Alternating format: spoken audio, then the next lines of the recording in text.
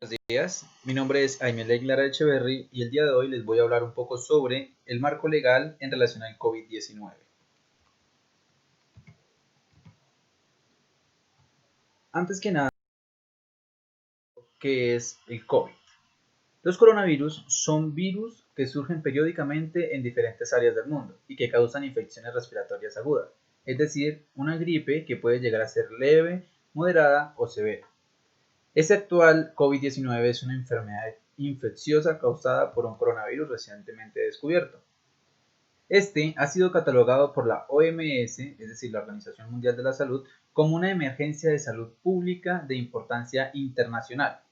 Además, se han identificado casos en todos los continentes y el 6 de marzo específicamente se confirmó el primer caso en Colombia.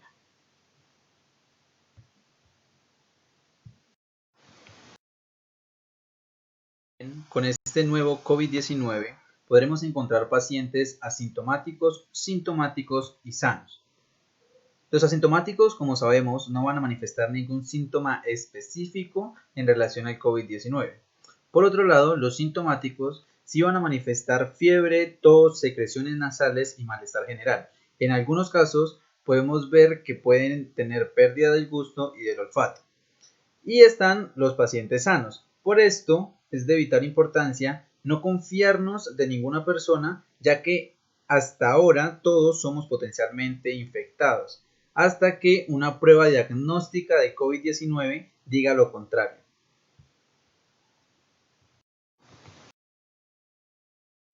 Para dar inicio al marco legal del COVID en relación al COVID-19, hablaremos inicialmente de la resolución 380 que salió el 10 de marzo del 2020, en la cual se especifica adoptar medidas preventivas sanitarias de aislamiento y cuarentena de las personas que hasta la fecha hayan ingresado al país de Colombia desde la República Popular de China, de Italia, de Francia y desde España.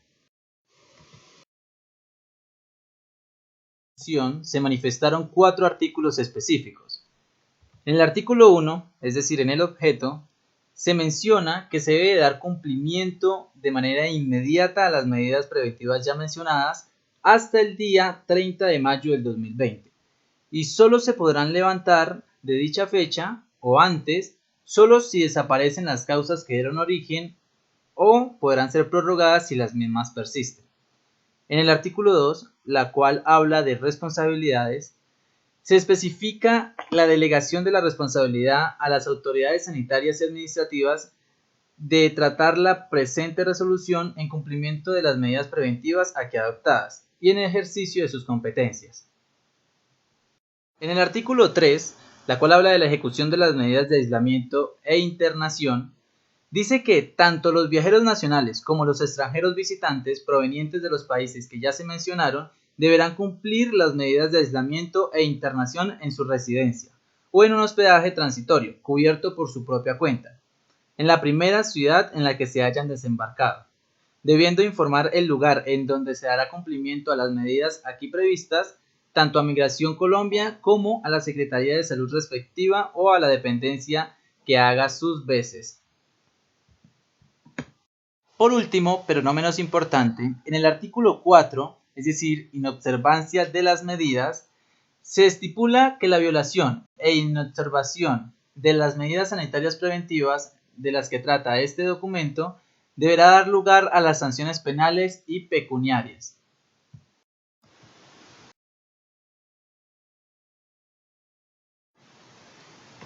Para continuar, hablaremos de la resolución 385 del 12 de marzo del presente año. En esa resolución se declara la emergencia sanitaria por causa del coronavirus, es decir, COVID-19, y se adoptan medidas para hacer frente al virus. En este 7 artículos específicos, donde el primero habla de la declaratoria de emergencia sanitaria. En este se declara emergencia sanitaria en todo el territorio nacional hasta el 30 de mayo del 2020. En el artículo 2, el cual habla de las medidas sanitarias, con el objeto de prevenir y controlar la propagación del COVID-19 en el territorio nacional y mitigar sus efectos, se deberán adoptar las siguientes medidas sanitarias. 1. Suspender los eventos con aforo de más de 500 personas. 2. Ordenar a los alcaldes y gobernadores que evalúen los riesgos para la transmisibilidad de COVID-19 en las actividades o eventos que impliquen la concentración de personas en un número menor a 500. 3. Ordenar a los establecimientos comerciales y mercados que implementen las medidas higiénicas en los espacios o superficies de contagio y las medidas de salubridad que faciliten el acceso de la población a sus servicios higiénicos. 4. Prohibir el atraque, desembarque, descargue y cargue de pasajeros y mercancías de las naves de pasaje de tráfico marítimo internacional. Como número 5, se debe ordenar a las administraciones de los controles residenciales, condominios y espacios similares la adopción de medidas higiénicas en los espacios o superficies de contagio. 6. Ordenar a los jefes, representantes legales, administradores o quienes hagan sus veces adoptar en los centros laborales públicos y privados las medidas de prevención y control sanitario para evitar la propagación del COVID-19. 7. Ordenar a los responsables de los medios de transportes públicos y privados y a quienes lo operan a adoptar las medidas higiénicas y demás que corresponden para evitar el contagio y la propagación del COVID-19. Volviendo a los artículos, en el artículo 3, Plan de contingencia, el Ministerio adoptará el plan de contingencia para responder a la emergencia sanitaria por COVID-19, el cual podrá actualizarse con base en la evolución de la pandemia. En el artículo 4, el cual habla de las medidas preventivas de aislamiento y cuarentena, especifica que las medidas preventivas de aislamiento y cuarentena serán adoptadas de acuerdo a la resolución 380 del 2020, la cual especifica que serán aplicadas por un término de 14 días. El artículo 5 de esta resolución habla exactamente de la inobservancia de las medidas que se han establecido en esta resolución. Al igual que la anterior resolución, el hecho de incumplir las normas que se han establecido llevarán a cabo una penalización con las medidas necesarias. El artículo 6, el cual habla de la cultura de la prevención, indica que las instituciones públicas y privadas, la sociedad civil y la ciudadanía en general deben coadyuvar en la implementación de las presentes normas y de las disposiciones complementarias que se emitan. Por último, el artículo 7 habla específicamente de la vigencia, la cual indica que la presente resolución va a regir a partir de la fecha en la que se publique y aclara que el alcance del artículo 3 de la resolución 380 del 2020.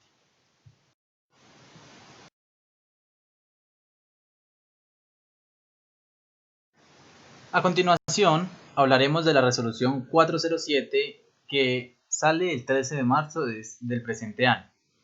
En esta se modifican los numerales 2.4 y 2.6 del artículo 2 de la resolución 385 del 2020, es decir, la que acabamos de mencionar, por la cual se declaró la emergencia sanitaria en todo el territorio nacional.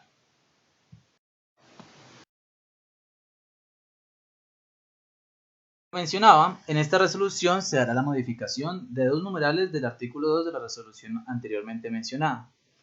En el artículo 1, donde se va a modificar el numeral 2.4, dice específicamente prohibir el ataque de naves de pasaje de tráfico marítimo internacional en las instalaciones portuarias, así como el desembarque de pasajeros, tripulación y descargue de equipaje de estas naves en dichas instalaciones. El artículo 2, el cual modifica el numeral 2.6 del artículo 2 de la resolución 385 del 2020, indica específicamente ordenar a los jefes, representantes legales, administradores o quienes hagan sus veces adoptar en los centros laborales públicos y privados las medidas de prevención y control sanitario para evitar la propagación del COVID-19. Deberán impulsarse al máximo la prestación del servicio a través del teletrabajo y el trabajo en casa.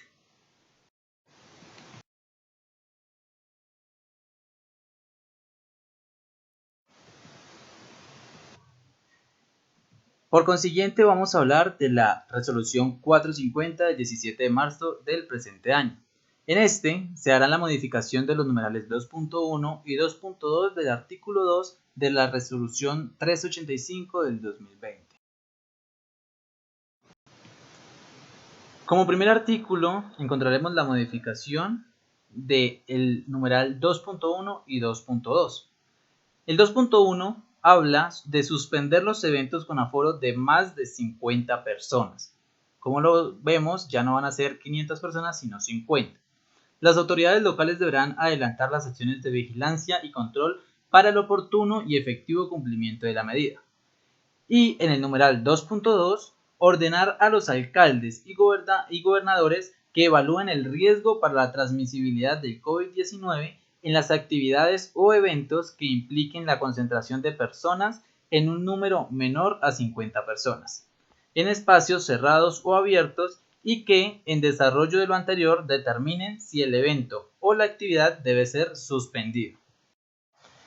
Por último, el artículo 2 dice que la presente resolución, es decir, esta 450, se va a regir a partir de su publicación y modifica la resolución 385 del 2020, modificada por la resolución 407 del presente año. Hablaremos de la resolución 666, la cual se expide el 24 de abril del 2020. En esta resolución, por medio de la cual se adopta el protocolo de bioseguridad para mitigar, controlar y realizar el adecuado manejo de la pandemia del coronavirus COVID-19.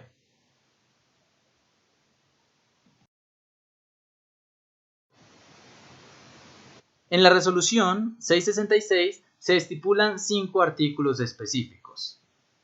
En el artículo 1, el cual es el objeto, se van a adoptar el Protocolo General de Bioseguridad para todas las actividades económicas, sociales y sectores de la administración pública, contenido en el anexo técnico, el cual hace parte integral de esta resolución.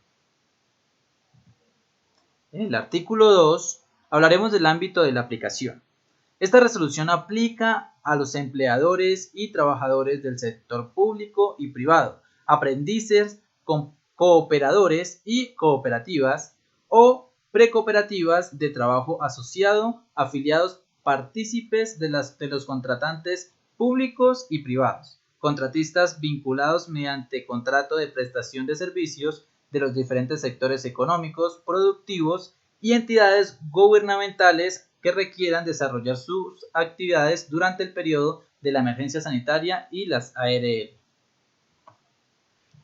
El artículo 3, el cual habla de las responsabilidades, son las responsabilidades a cargo del empleador o contratante y del trabajador, contratista cooperado o afiliado partícipe, vinculado mediante contrato de prestación de servicios o de obra.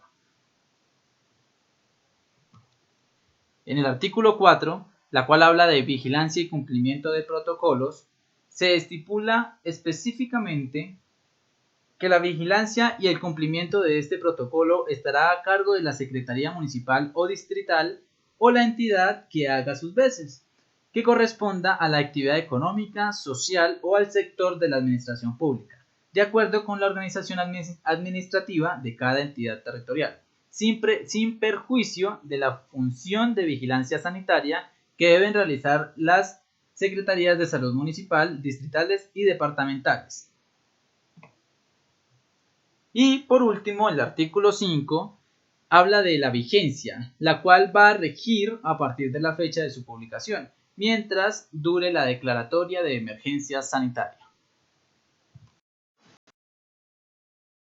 Hablaremos de la resolución 677 que se expide el 24 de abril del 2020. En la presente resolución se hará o se adoptará el protocolo de bioseguridad para el manejo y el control de riesgos del coronavirus, es decir, COVID-19 en el sector transporte.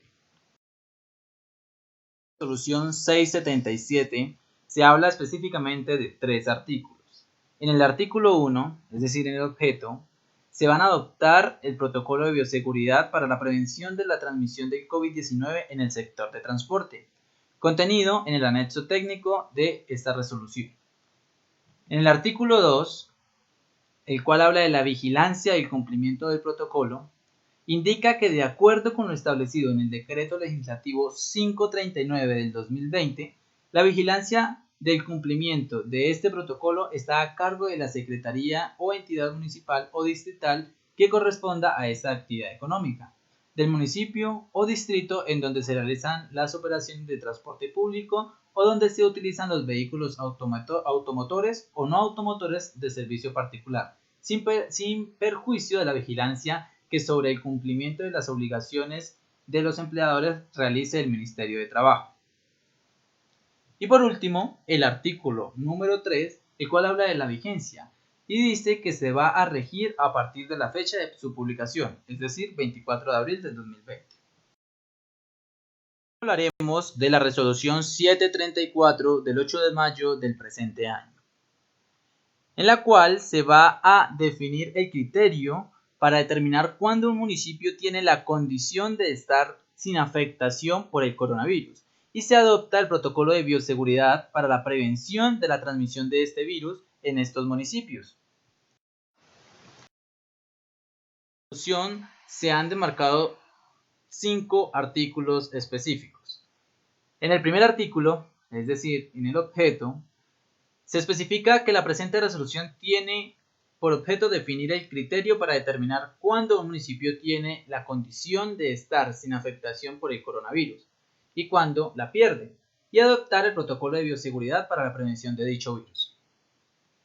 En el artículo 2 se mencionan las definiciones para los efectos de la presente resolución, adoptándose las siguientes definiciones.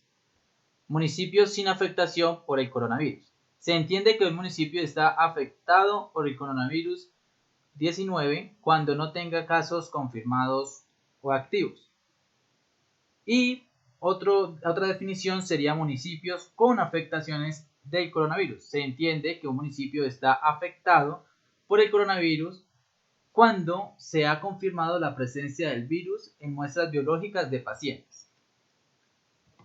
En el artículo 3, en el cual se detalla el protocolo de bioseguridad, se indica que se debe adoptar el protocolo de bioseguridad para la prevención de la transmisión del COVID-19 en los municipios sin afectación del virus, contenido en el anexo de esta resolución. En el artículo número 4 hablaremos de la vigilancia del cumplimiento del protocolo. De acuerdo a lo establecido en el Decreto Legislativo 539 del 2020, la vigilancia del cumplimiento de este protocolo está a cargo del alcalde municipal o distrital. Y por último, el artículo 5, el cual nos indica la vigencia de esta resolución, la cual empieza a regir a partir de la fecha de su publicación, es decir, el 8 de mayo del 2020.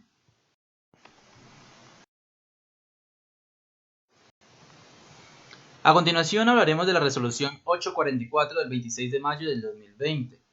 En esta resolución se hará una prórroga de la emergencia sanitaria por el nuevo coronavirus que causa el COVID-19. Se modifica la resolución 385 del 12 de marzo del 2020, modificada por la resolución 407 y 450 del 2020, y se dictan otras disposiciones. En dicha resolución habla de 3 artículos en específico. En el artículo número 1, el cual dice prórroga de la emergencia sanitaria, se indica que se va a prorrogar la emergencia sanitaria en todo el territorio nacional hasta el 31 de agosto del presente año.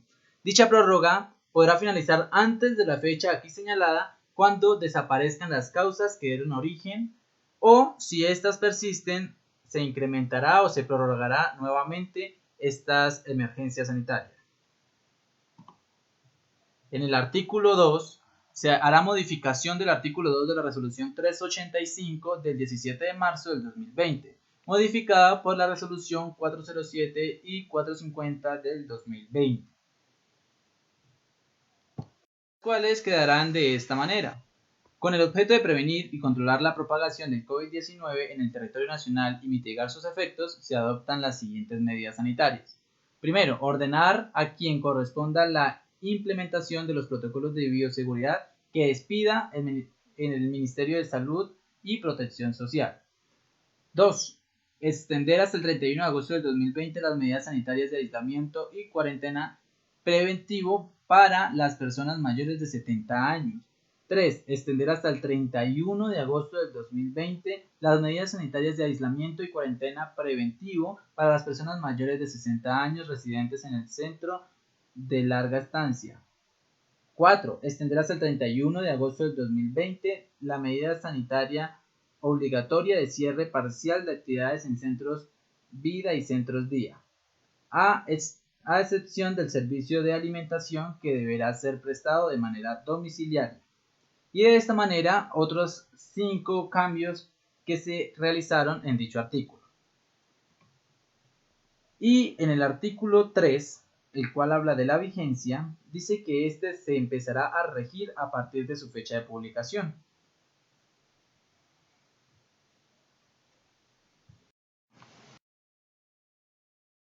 Hablaremos de la circular externa número 5, que se expide el 11 de febrero del 2020.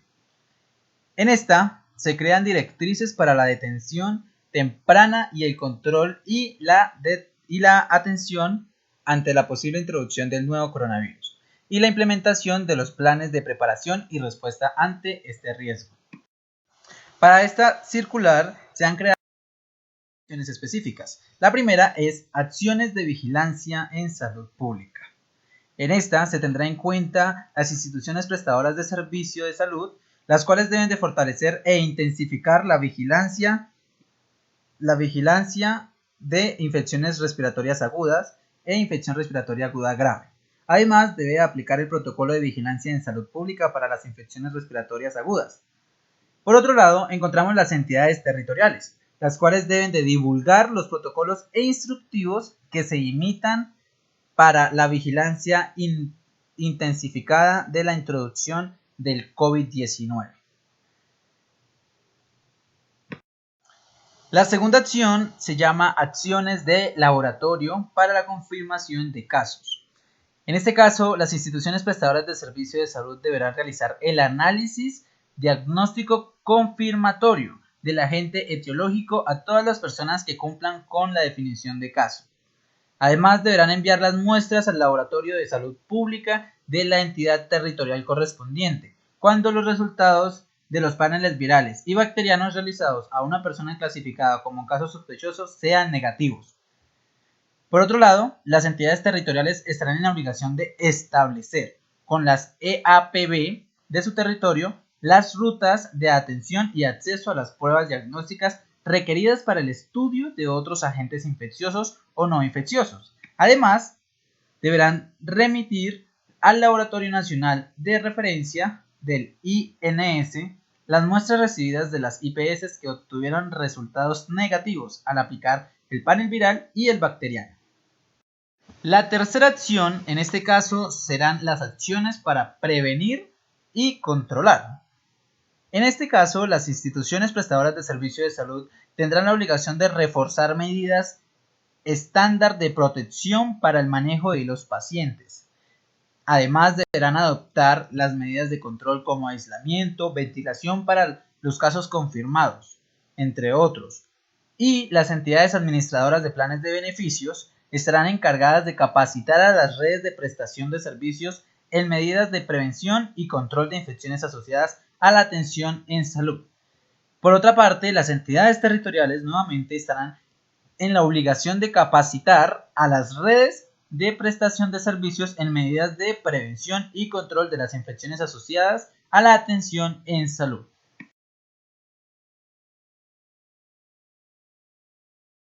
Es decir, la número 4, serán acciones para la atención y prestación de servicios de salud. En esta, las instituciones prestadoras de servicios de salud estarán en la obligación de implementar estrategias para la tamización de sintomáticos respiratorios. Además, deberán adecuar zonas especiales en las áreas de triaje clínico para casos sospechosos. Por otro lado, las entidades administradoras de planes de beneficios deberán disponer y difundir información entre los afiliados sobre las redes de servicios para la atención de la información de la infección respiratoria aguda. Y las entidades territoriales, por último, deberán socializar con la red de prestadores de su jurisdicción todas las indicaciones técnicas que el nivel nacional emita sobre las infecciones respiratorias agudas. También deberán verificar que las instituciones prestadoras de servicio de salud de su jurisdicción cuenten con los planes de contingencia requeridos para garantizar una atención integral de los pacientes con IRA. Seguimos con acciones relacionadas con la exposición por riesgo laboral, es decir, la acción número 5. En esta, los administradores de riesgos laboral, es decir, ARL, estarán encargadas de fomentar entre los empleadores y contratantes el fortalecimiento de las acciones destinadas a proteger los trabajadores a través de los programas de salud ocupacional e higiene industrial. Además, deberán capacitar y dar asistencia técnica a las empresas afiliadas para la protección de trabajadores que deben atender público en general. Por otra parte, en esta quinta acción están las instituciones prestadoras de servicio de salud. Estas instituciones deberán valorar el riesgo de los trabajadores en las instituciones para adecuar las medidas de protección específicas, según el riesgo de exposición ocupacional. La acción que mencionaremos serán en los puntos de entrada y pasos fronterizos. En esta tendremos en cuenta los operadores portuarios y aeroportuarios. Para estos estará la obligación de capacitar al personal responsable de las operaciones en el punto de entrada sobre las medidas de prevención y brindar recomendaciones para la actuación y el manejo de nuevos coronavirus. Por otra parte, los prestadores de servicio de transporte deberán mantener las condiciones sanitarias e higiénicas de los medios de transporte. Además, deberán brindar a los viajeros y tripulantes de sus servicios las recomendaciones frente a la prevención y medidas de protección en salud relacionada con las infecciones respiratorias. Por otra parte, están las autoridades responsables en los puntos de entrada. Estas deberán fomentar la realización y participación activa de los comités de sanidad portuaria. También deberán realizar seguimiento a las acciones desarrolladas por los operadores portuarios o responsables de los medios de transporte según su competencia. Otro punto de esta acción son las entidades territoriales, las cuales deberán brindar las capacitaciones requeridas a los operadores, medios de transporte y demás autoridades en los puntos de entrada. También deberán brindar las recomendaciones en salud pública con base a las directrices dadas por el Ministerio de Salud y Protección Social a través de su página web www.minsalud.gov.co. La séptima acción será indicada o inclinada para la articulación intersectorial y gestión del riesgo. En esta, las entidades territoriales estarán en la obligación de coordinar las acciones en salud con los consejos departamentales y distritales o municipales para la gestión del riesgo en desastres. Además, deberán disponer espacios para coordinación y seguimiento de las acciones en salud con las diferentes áreas de la entidad. También encontramos las entidades del orden nacional, las cuales deberán participar activamente en los espacios creados por el Sistema Nacional de Gestión del Riesgo. Además, deberán facilitar la difusión y puesta en marcha de las recomendaciones que el Ministerio de Salud y Protección Social emite en cada una de las fases evolutivas de la presente amenaza. La última acción, pero no menos importante, será para la comunicación del riesgo. En estas, las entidades territoriales deberán revisar de manera periódica la información oficial publicada en el Ministerio de Salud y Protección Social y el Instituto Nacional de Salud. Además, deberán promover la capacitación de los comunicadores sociales y periodistas para que contribuyan con información adecuada y pertinente en articulación con los consejos departamentales, distritales y municipales. Además, las entidades de orden nacional deben facilitar a través de los canales de comunicación institucionales la difusión de los mensajes claves e informaciones pertinentes para la prevención y el manejo de situaciones de riesgo que se presenten frente a una posible introducción del nuevo coronavirus.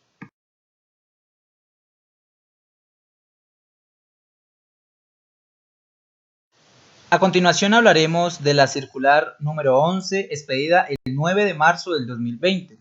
En esta se realizan recomendaciones para la prevención, manejo y control de las infecciones respiratorias agudas por el nuevo coronavirus en el entorno educativo. Veremos algunos puntos o pautas que recomienda esta circular. Primero, antecedentes. En los antecedentes podemos identificar algunas recomendaciones que nos realiza la circular y recomienda que estas medidas previstas sean adoptadas como práctica estándar para la prevención, manejo y control de las infecciones respiratorias agudas en instituciones educativas tales como gripe, coronavirus, entre otros. Como segundo punto, recomendaciones para evitar el contagio de una infección respiratoria aguda en las instituciones.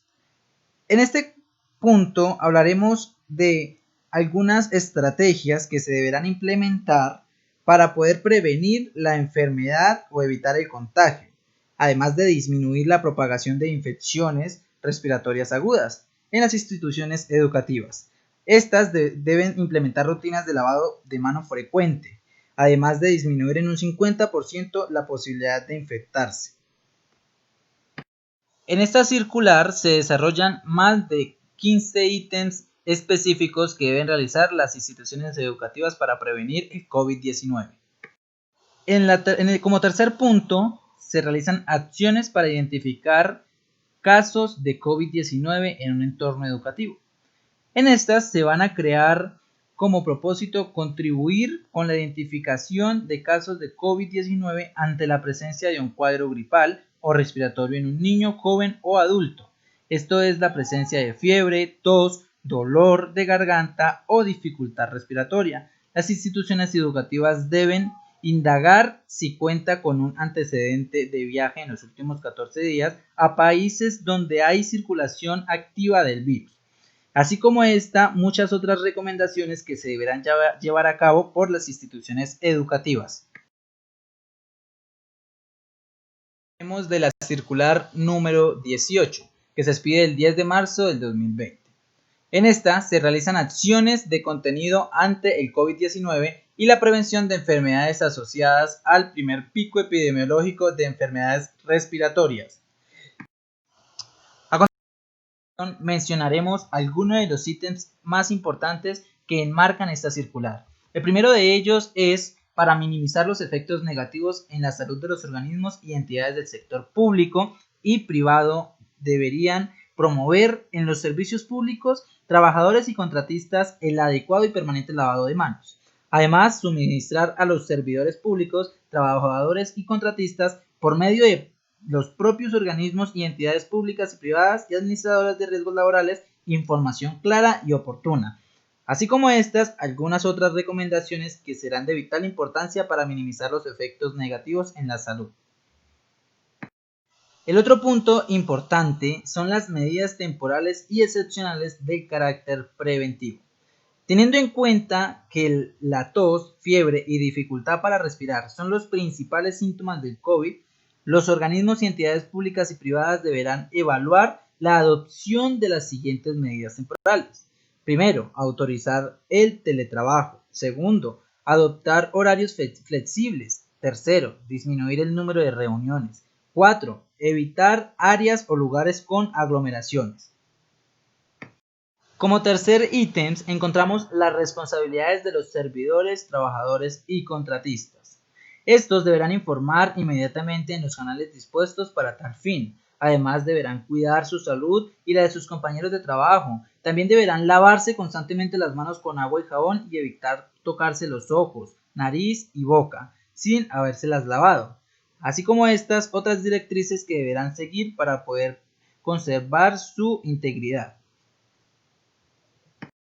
Por último, encontramos la que es para las administradoras de riesgos laborales. Estas deberán suministrar a los servidores públicos, trabajadores y contratistas información clara y oportuna sobre las medidas preventivas y de contención. Además deberán conformar un equipo de prevención y control de COVID para los casos con riesgos de excepción directa cuya labor implica contacto directo con individuos clasificados. Por último, hablaremos de la circular número 15, que se expide el 13 de marzo del 2020. En esta se dan algunas recomendaciones para la prevención, contención y mitigación del coronavirus en grupos étnicos, tales como los pueblos indígenas, las comunidades NAR, es decir, negras, afrocolombianas, raizales y palenqueras, además de los pueblos RUM, que se refiere a los gitanos. Bueno, esto ha sido todo por este video, espero les haya sido de gran utilidad y haya sido un tema con bastante claridad. Muchas gracias y feliz día.